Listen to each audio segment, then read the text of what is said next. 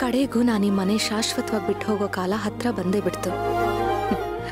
ಬಿಟ್ಟರು ಬಿಡದಿ ಮಾಯಿ ಅನ್ನೋ ಹಾಗೆ ನಾನು ಎಲ್ಲೇ ಹೋದ್ರು, ಎಷ್ಟೇ ದೂರ ಹೋದ್ರು ಈ ವಿಧಿ ಮತ್ತೆ ಮತ್ತೆ ನನ್ನನ್ನ ಈ ಮನೆಗೆ ತಂದು ಸೇರಿಸ್ತಾ ಇತ್ತು. ಆದ್ರೆ ಇನ್ ಹಾಗಾಗ್ಬಾರ್ದು. ಇದೇ ಕೊನೆ. ನಾಳೆ ಮದ್ವೆ ಆಗ್ತಿದ್ದ ಹಾಗೆ ನಾನಿಲ್ಲಿಂದ ಹೊರಟು ಹೋಗ್ಬೇಕು. ಯಾರ ಕೈಗೂ ಸಿಗದೆ ಇರೋಷ್ಟು ದೂರ ಹೊರಟೋಗ್ಬೇಕು.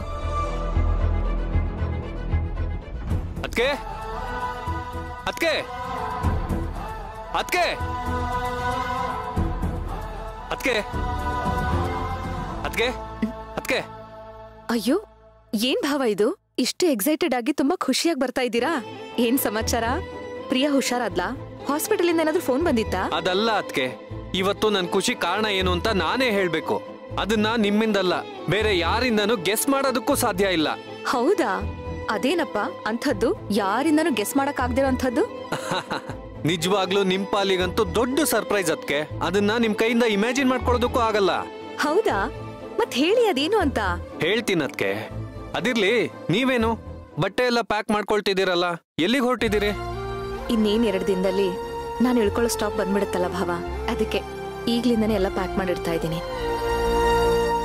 ಆಮೇಲೆ ಕಡೆ ಮೂಮೆಂಟ್ ಅಲ್ಲಿ ಗಡಿಬಿಡಿ ಆಗ್ಬಾರ್ದಲ್ವಾ?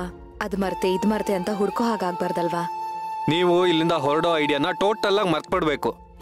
ನಾನೆಲ್ಲೋ ನೀವು ನಾಳೆ ಮದ್ವೆಗೆ ಹೋಗೋದಕ್ಕೆ ರೆಡಿ ಆಗ್ತಿದ್ದೀರಾ ಅಂತ ಅನ್ಕೊಂಡೆ. ಫಾರ್ ಯುವರ್ ಕೈಂಡ್ ಇನ್ಫಾರ್ಮೇಶನ್, ಈ ಮದ್ವೆ ನಡೆಯಲ್ಲ, ನೀವೆಲ್ಗೂ ಹೋಗೋದು ಇಲ್ಲ. ಅರೆ ಅಯ್ಯೋ ಭಾವ, ಅದೇ ರಾಗ ಅದೇ ಹಾಡು ಅನ್ನೋ ಹಾಗೆ ಮತ್ತೆ ಅದೇ ಶುರುವಾಯ್ತಾ ನಿಮ್ದು? ನಾನ್ ನಿಮಗೆ ಎಷ್ಟು ಸಲ ಹೇಳಿದೀನಿ, ಮದ್ವೆ ನಿಲ್ಸೋ ಮಾತಾಡ್ಬೇಡಿ, ಈ ತರ ನನ್ಗೆ ತುಂಬಾ ಬೇಜಾರಾಗತ್ತೆ ಅಂತ. ಅದ್ಕೆ ನೀವೀಗ ಅರ್ಜುನ್ಗೆ ಇನ್ನೊಂದು ಮದ್ವೆ ಮಾಡೋದಕ್ಕೆ ಹೊರಟಿರೋದು ಏನು ಕೇಳಿ? ನಿಮಗ್ ಮಕ್ಕಳಾಗಲ್ಲ, ಅವನ್ಗಾದ್ರೂ ಮಕ್ಕಳಾಗ್ಲಿ ಅಂತ ತಾನೆ. ಆದ್ರೆ ಇನ್ಮೇಲೆ ಆ ಪ್ರಾಬ್ಲಮ್ಮೇ ಇರಲ್ವಲ್ಲ,